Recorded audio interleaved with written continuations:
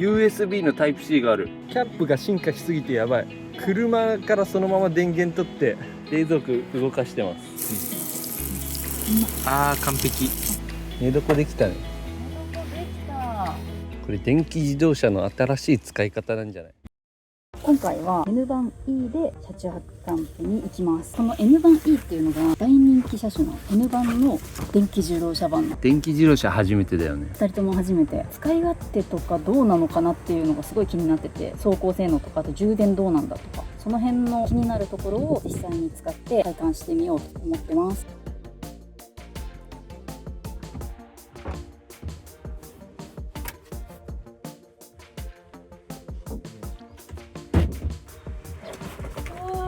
ここにね、この隙間埋める、ちょうどここにくぼみがあって、ここにぴったりはまる。滑らかにするとフラットになると。海子寝てみます。余裕だね。助手席の前からリアハッチまでが 2645 ミリ、荷室の高さが1370ミリ、荷室の幅は1390ミリ、地面から荷室までの高さは540ミリ。低いから荷物が積みやすい。びっくりするのが真ん中にピラーがないのよ。めっちゃ広いの。ここガバッと開くんよ。サーフボードとか釣り道具とか真横からドカンと詰めちゃう。ピラーがないからここの長さ1580ミリもある。さすがバンなんでユーティリティナットがねいっぱいあります。12345、ここにも並んでる。12345、反対側の面にも同じようにユーティリティナットが並んでます。多分これも中にナットがあると思う。上部に棚をつけてみたりテーブルつけてみたりとか。テーブル作れるね。ここにジャッキ類が入ってると。こっち側は12ボルトの違うソケット。壁の面がさ、縦ボードさ、しましま入ってる。傷が目立ちにくいデザインになってる。だから仕事で使う時とか趣味道具をバンバン積み込む時とかでも安心の内装です。すごいのがさ、やっぱこれ圧倒的に高さがあるよね。海子2人分ぐらい入るんじゃねえかぐらいのめちゃくちゃ高さがすごい。最大積載量は300キロ。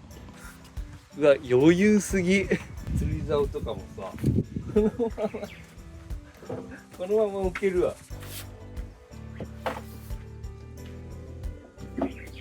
2メートル以上あるからね、ここ。そりゃ余裕で入るわな。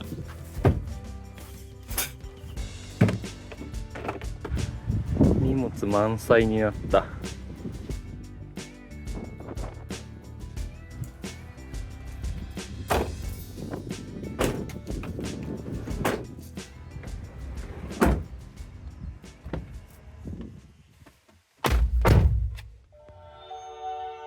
れかっこいい。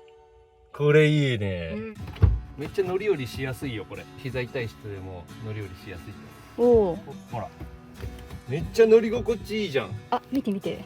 おお、アームレストもついております。ビジネスクラスやん。後ろはこんな感じ。もっと立体的に使うと3倍ぐらい積めるよ。あと高さを生かせばね。これがコックピットですね。あ、これクルコンのスイッチだ。でこれがオーディオの操作ボタンとかハンドルについてる。ドリンクホルダーがハンドルの右側こっちにもあるよ。と助手席側。ドリンクホルダーここにもありました。びっくりしたのがこれ USB のタイプ C がある。素晴らしい。普通の USB でもちろんここにシガーソケット 12V 電源もついてる。収納が結構たくさんあるね。ここもここもここもここもここも。でここのパカパカはないんだね。ああ、ないね。その代わりここの下が広くなってるじゃない。運転席助手席の空間が広いなっていう広いね。感覚がある。操作これじん。ゃん。俺いつもマニュアルのガチャガチャだけどないんだよ。それがパーキングとリバースとニュートラルでドライブ。窓開閉はここですね。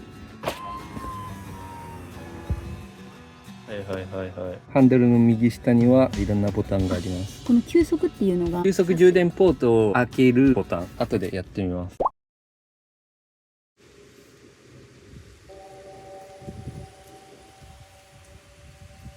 俺座高にはね誰にも負けない自信があるんだけど、頭の上すごい余裕。あるね。そしてあと窓がすごく広いので視界がいいんだよね。視界めっちゃいい。気持ちいいっしょ、運転してて。気持ちいい。想像以上に安定してる。普段軽自動車乗ってるけど全然違う、別物。今日すごい風強いんよ実は。だけど全くブレないのよ。でなんでかなって思ったら2個あって、床下にバッテリーがあって重心が低くなってる。でもう1個が床低い上に荷物積んでるから、つまり重心が低いってことだと思う。だから安定してるんだ。であとね、思ったのがアクセルとブレーキが普通のガソリン車の操作感に結構近い。なるほどね。そう、俺もっと電気自動車って急発進しちゃうイメージあったけど、全くそんなことなくて、うん、滑らか。そう、今日は道の駅に寄って充電してからキャンプ場に向かう。なんかね、その道の駅が結構充実してて、まあ一回行ったことあるんだけど、レストランもついてて、しかもお風呂もあんの。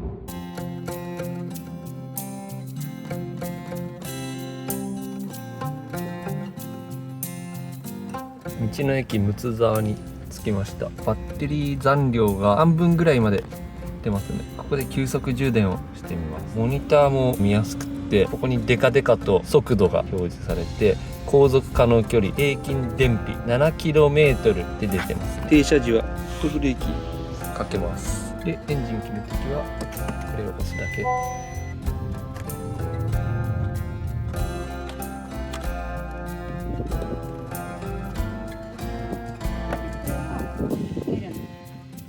急速充電ポートがこっちにあって、普通充電ポートがここにあって、これは外側から開けれる。ス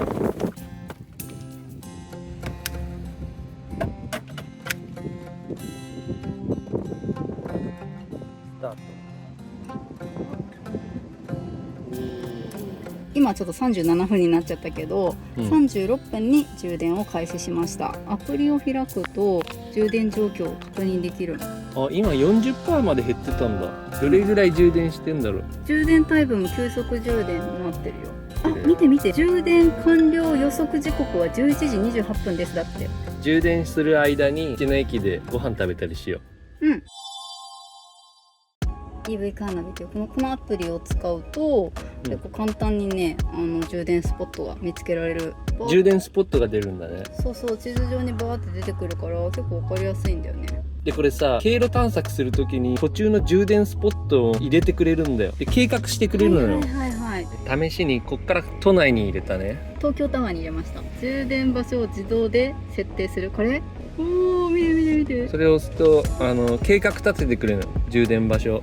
すごい。これ海ほたるじゃない？うん、海ほたるで充電して。でこれ面白いのがね、標高のデータも出してるんだよ。ルートの標高、どこが険しいかとか出るんだ。充電スポットを踏まえたルートを自動で入れてくれるから、一個一個調べなくていいのが楽だし、なんか結構そういうのどうなんだろうって思ってたんだよね。若干心配だったよね、EV 乗るとして。だった。その充電場所とかね。だからナビタイムのこれあるといいじゃん。こういうサービスあると快適になりそう。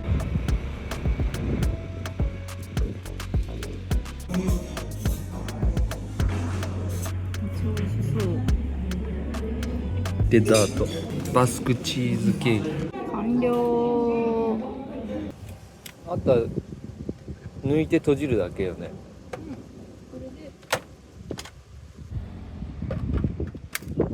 ありがとうございました。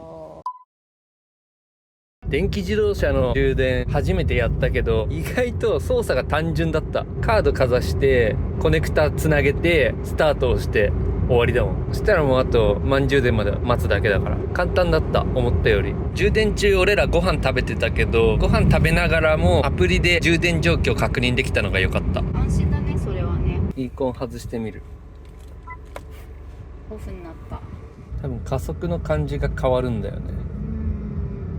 どう？違いわかる？イーコンモードなしでもすごい滑らかで、正直あんまわかんない正直な感想。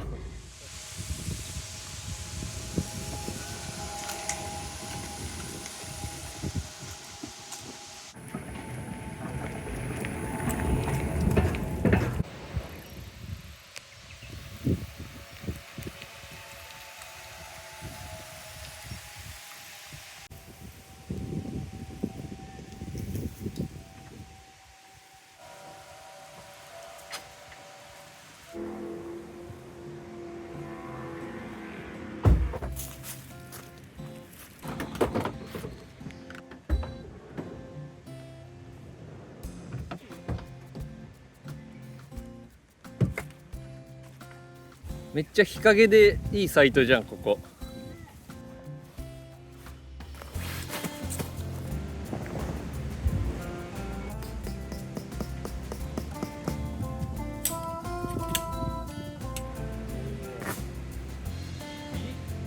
運んでるように見えるけど片方は全然仕事してない。設営中の俺やん。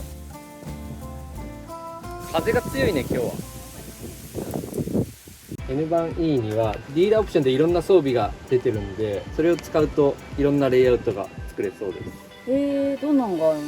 例えばテールゲートバーっていうのがあって、ここにつけるんだけど、例えばウェットスーツ干したりとかで、ここにねバーをつけたりもできる。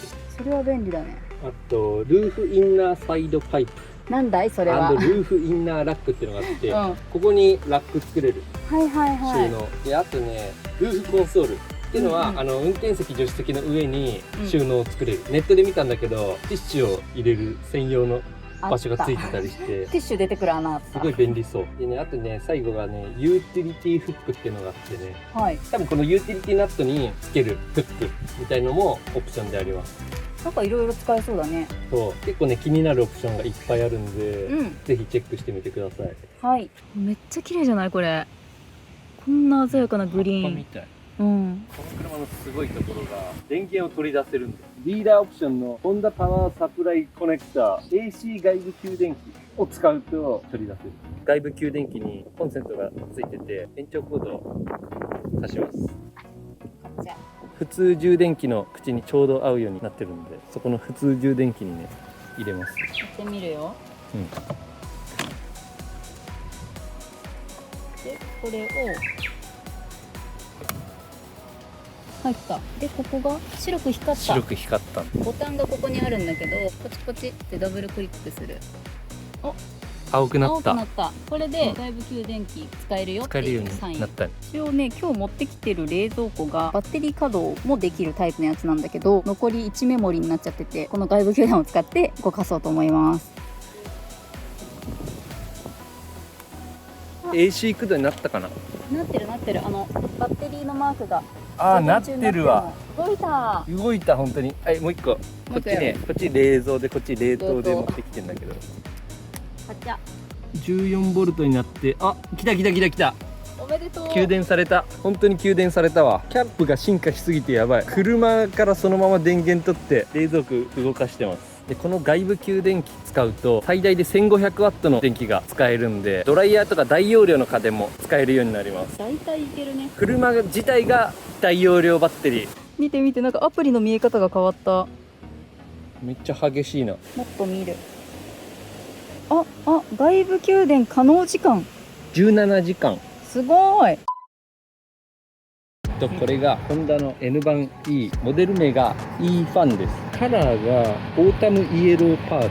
ただの黄色じゃなくてちょっとくすみ系の黄色なの。これがすごい可愛いですね。駆動方式は二輪駆動。バッテリーの位置は車の下面にあります。でナンバーは4ナンバーです。軽の貨物車。床が低くてで車高が高いから、めっちゃ迫力がある。軽自動車とは思えないぐらいのなんか迫力がある。この3本の線がかっこいい。丸いライトがねめっちゃかっこいい。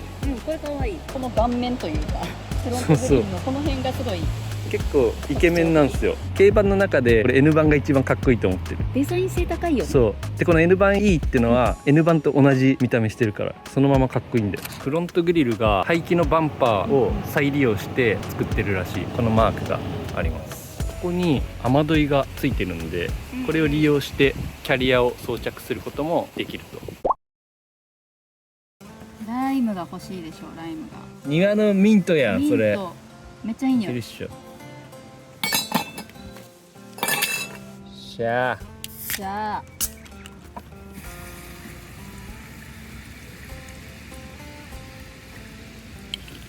乾杯。うまっ。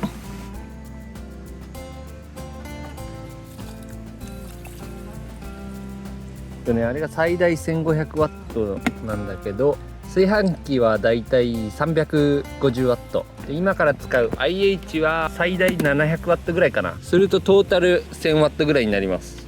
つまりいけます。この冷蔵庫たちは 50W50W ぐらいだから、最大でもね。だから 1100W ぐらいに落ち着くと思うんで、ホンダさんの 1500W の外部給電の範囲内に収まる予定。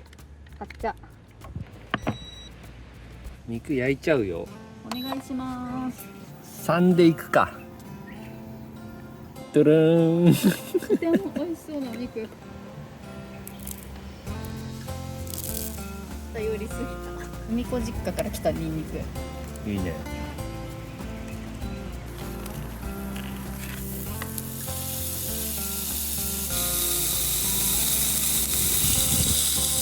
ちなみに今結構強めに設定してる。うまそう。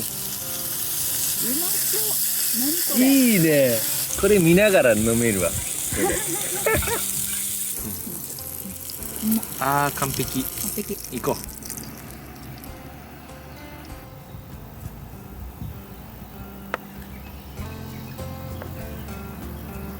これね、自家製ソースです。ニンニク、玉ねぎ。玉ねぎ醤油。いただき。なんかさ、初めてすぎてさ、バッテリーの残量どれぐらい気にすればいいのかがわかんない。この肉食べたらチェックしてみようぜ。食べたー。イエバッテリーの残量見るよ。ーイ。結構使ったけんね。米を炊いた、肉肉を焼いを焼いた。た、冷蔵庫もずっと動かしてる。出た。3%しか減ってない。マジ？あびっくり。これつまり結構安心して使えるわ。うん。そんな心配しなくていいわ。残量とか。何ランド。霜降り牛。4でいけるかな。おー。あ、いけるわ。これ薄いから。シ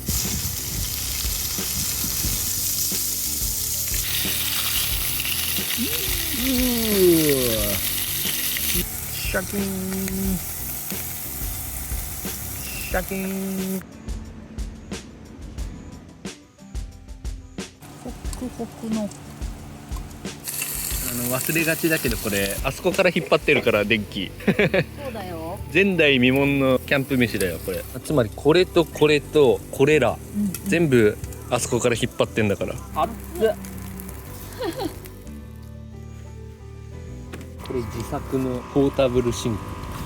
結構重宝しとるよね。洗い場が遠いキャンプサイトとかの時にこういうのめっちゃ使える。車中泊でもいつも使ってる。使ってる。冷たいデザートを作ろうかと思います。これから食べるんじゃなくて、明日。明日ね。この辺キョン大発生区域だから。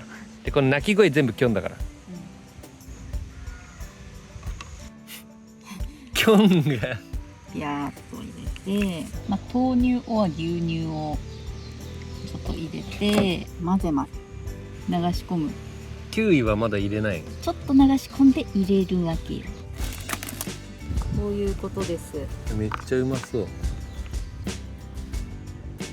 お、あれ？待って。先に棒じゃん。失礼。そうだね。なんかガバガバだったよね。なんかあれってちょっとなんかおかしいなっていう感じ。よかった、今気づいて。マジでよかった。上にこうです。オッケーオッケー。これで明日の朝の楽しみができたね。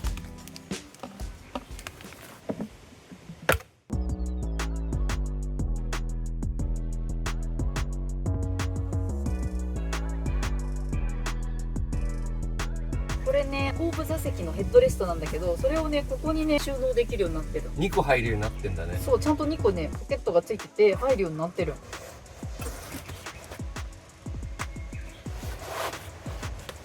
こっちがあって、助手席もピターンって倒れるんだけど、助手席のヘッドレストも収納する場所が用意されとるんよ。どこでしょう。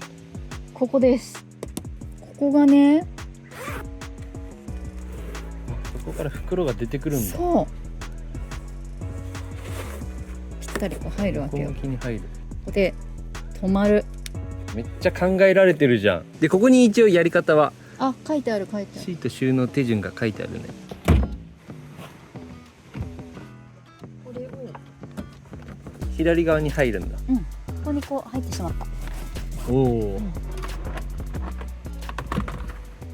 フラットになった。お邪魔します。こんな感じ。めっちゃ背高くないこれ。この中で普通に着替えとかできるよ。だって余裕。ちょっと出てみ。ここ長さ2メートル以上あるから、めっちゃ身長高い人でもほぼ寝れる。こっちは運転席の後ろは寝れないけど、めっちゃちっちゃい人なら寝れる。この運転席の後ろ。バッテリーがねめっちゃ薄いんだって。バッテリーが薄いから床も低くできて、車内の高さを確保できてるらしいです。逆だねそれ。今回は海子が一人で車内で寝ます。はい。そして俺はこのテントで寝るんだけど、海子一人で寝て車中泊今回実際やってみてどんな感じか明日の朝聞いてみようと思います。シェードは家にあるやつを持ってきました。寝床ができてきた。こっちが上だ。寝床できたね。寝床できた。だいぶここ余るね。長いから。蚊よけを必須でしょ。この辺に設置しよう。寝る準備万端や。いやもう寝る気満々よ。寝れそう？めっちゃ寝れる。運転席の後ろがまるっきし空いてるから、一人車中泊だったらさ、助手席側寝室で、奥側がテーブルとかキッチン用具とかそう置けるよね。でさらに上に棚とか作ったら完璧。カスタムのやり方が無限大だよ。ユーティリティナットとかで DIY もいろいろできるし、ディーラーのオプションでいろんな装備をつけたりしたらすごい面白いことができるよ。静かだわ。これなら今日の叫び声も気にならんかもしれん。まあ断熱性に関してはちょっと今車中泊に一番適してる時期だから何とも言えないんだけど。あ、そうだ、この窓一回開けてみたかったんだ。そうなんだよね。手動で開くんだよね。しかも開き方がこうじゃなくてこうなんだよ。俺これ結構好き。ただいまの残量は78。夕飯の前が 85% だったじゃん。7% 減ったってことだね。夕飯で全然楽勝だね。外部宮殿可能時間12時間だもん。1泊分の車中飯キャンプ飯ぐらいだったら心配する必要ない。ちなみに引き続き冷蔵庫は稼働させている状態です。一晩中冷蔵庫と冷凍庫稼働させて、またさらにどんぐらいなるかっていうのもチェックしましょう。撮影に夢中になってたら虫めっちゃ入ってきた。虫やべえ。虫の羽音が今ちょっとすごくて、ちょっと錯乱しそうなんです。海か発狂寸前。あ、でも一応この蚊よけがねいるから、大丈夫。あ、どんどん落ちてきた。お、網戸つけれんじゃん。つけれそうだよ。持ってきたやつ。もうこのドアにカバーとかもつけてるんだけど。ああ、いいじゃん。でもこれ下から入ってこね。これね、裏側からちょっとキュッて締めれるようになってるから、そこら辺ちゃんとやったらこういう感じでキュッてなる。あ、いいじゃん。そしたら窓開けたまま寝れるね。ちなみに俺の寝床はこの中です。寝れるかな。絶対寝れない気がするわ。風の音うるさすぎでしょ。今日も泣き叫んでるしさ。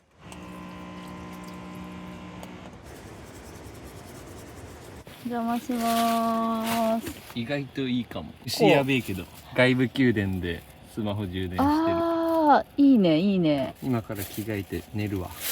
私も。じゃあまた明日。また明日ね。おやすみ。おやすみ。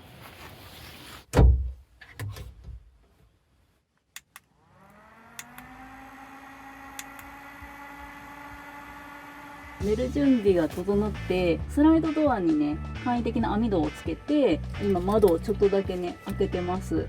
今日は外気温も結構涼しくて、外にセンサー出してね温度測ってるんですけど、外気温25度で全然涼しい、過ごしやすい感じの気候です。車内は今 25.8 度になってて、外とそんなに変わんないですね。今ちっちゃいミニファンみたいなのを回してるんですけど、特に暑すぎて寝れないってことはなさそうです。使わない荷物とかはもう運転席の方に全部放り込んでしまってるんで、かなり広々使えてます。で、最初ねこう中でライトをつけて扉を開け放って撮影してたんで、虫がすごいいっぱい入っちゃってて、どうしようと思って一瞬まずいかなって思ったんですけど、この虫除けをですねしばらく焚いてたら全然今気にならなくなりました。そんなに暑くないから窓は一回開けてみたけど閉めて寝ようかな。窓開けると外の音がちょっと入ってくるんで、窓閉めると防音というか音はかなり遮断されて寝やすくはなると思いますね。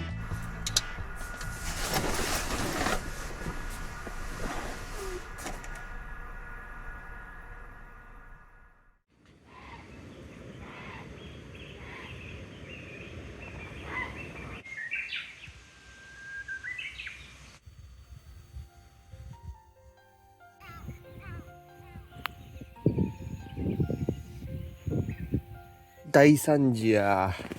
ここでこの上で水入れようとしたらぶちまけちった。倒れちったコップが。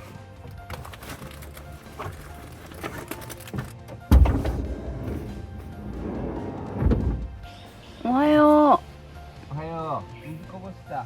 あ、マジ？あ、だからか。お尻も濡れちゃった。え？間違えた。おはよう。久しぶりにテントで寝たんだけど、あんま寝れなかったわ。多分1時間おきぐらいに目覚めてた。やっぱテントだと風の音がすごいうるさい。で、最初は虫もすごかった。で、朝になったらもう普通に明るくって目覚めた。昨日最初、窓に網戸をかけたんよ。ちょっとだけね、窓開けて寝ようとしたんだけど、なんか寒くなる気がしたからもうここ閉めちゃって、で締め切って寝た。閉め切って、昨日25度ぐらいだったの。車外とほとんど変わんなくて、車内でちっちゃいファンを回して普通に快適だった。で、どうだった？寝れた？普通に寝れた。音はどんな感じだった？外の音。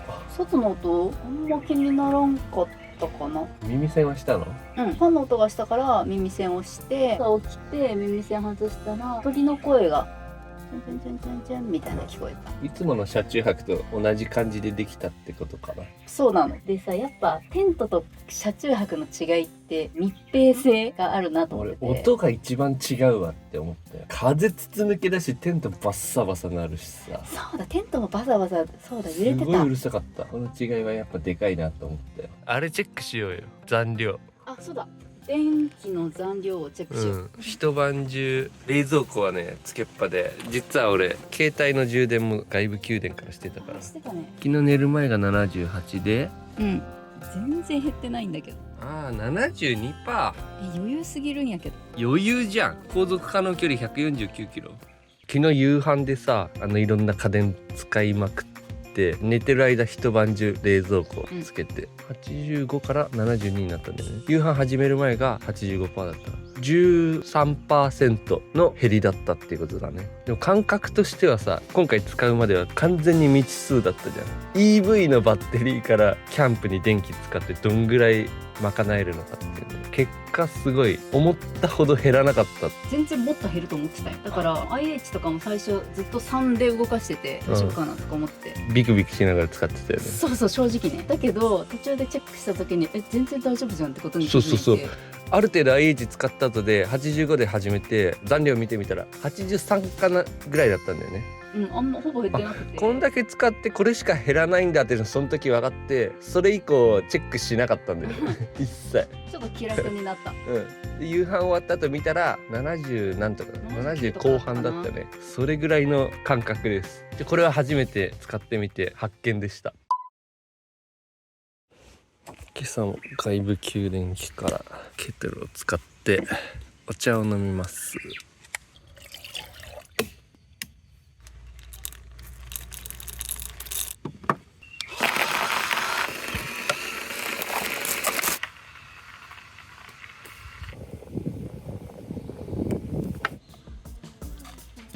お湯も沸いたね、ちゃんと。朝はまだ涼しいね。涼しい。海かコーヒー飲まない。基本はお茶。豆乳を投入したいやろ。投入してください。はい、投入します。スパイスケース。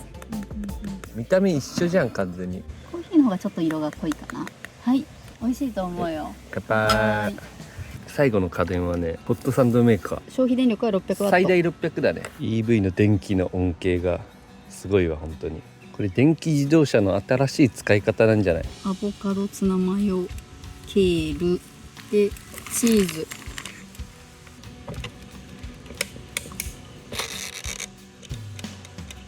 これ非常用電源として使えるね。家に満充電の状態で置いとくじゃん。で家の電気がもし止まったりしたら車の電気使えばいいじゃん。災害時は多分スマホが最優先だろうね。連絡手段としてね。そういう充電とかも役立つと思う。いざという時あったら安心だよね。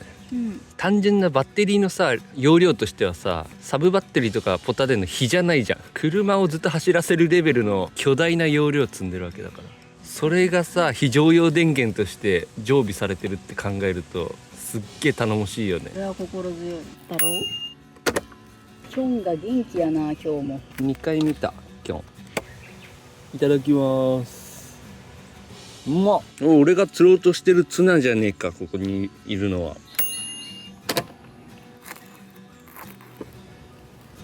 俺より切るの全然うめえな。美味しそう。めっちゃうまい。急ぎの品種があるんですよ。これ充電できると。おんぶに抱っこだよ。外部宮殿におんぶに抱っこ。私は電気ないと生きていけんもんね。昨日のねアイスがあったやん。おう、来た。かわいい。これ取り出すの緊張すんな。いけるかな。ちょっと行ってみる。あ、いけた。めっちゃ可愛いんやけど。外部宮殿アイスだね。乾杯。うまっ。めっちゃ普通にアイスになってんじゃん。なってるよね。冷凍のベリーとキウイ。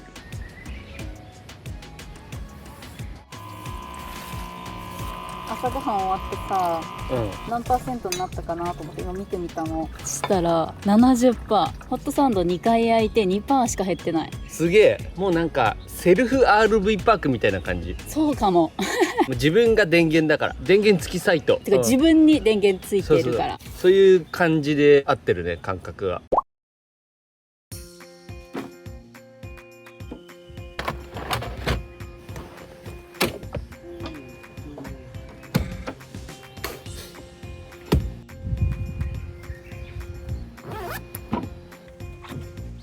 想像を超えてきたね。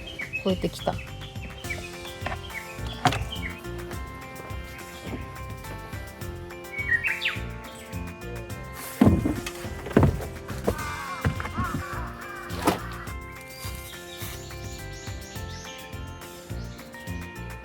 なんか勢いよりうまく収まってる気がする。うん、ちょっと余裕があるような気がする。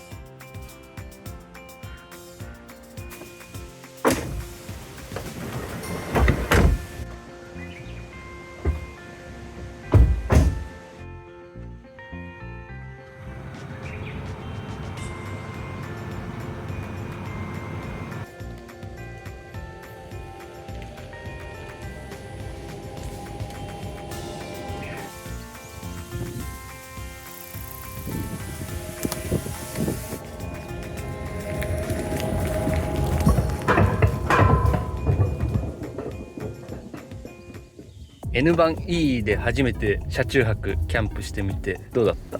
楽しかった。俺はやっぱね EV でプチ遠出するってのを今回初めてやってみて良かったと思ってる。一番気になってたのがやっぱ充電の持ちなんだよね。充電に関してはそこそこ遠い距離まで充電せずに移動できるし、充電もさ急速充電すればさ1時間以内に終わるじゃん。いいと思った。道の駅でご飯食べてたら充電が終わってるとかね。そうだね。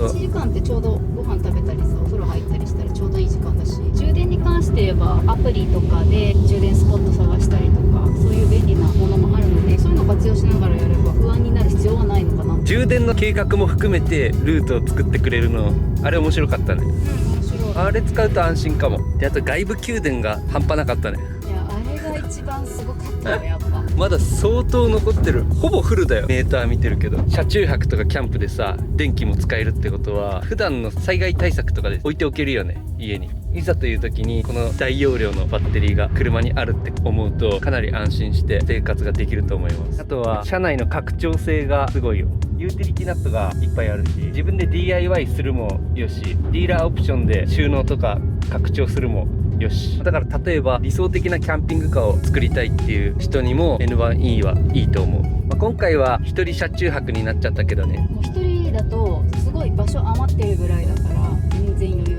で、工夫すれば2人でも寝れるし。2人でも多分できるよね。 N 版 E については詳しくは機種のページまたはお近くのホンダカーズに行ってみてください。お店でぜひ試乗してみてください。そしたらご視聴ありがとうございました。ありがとうございました。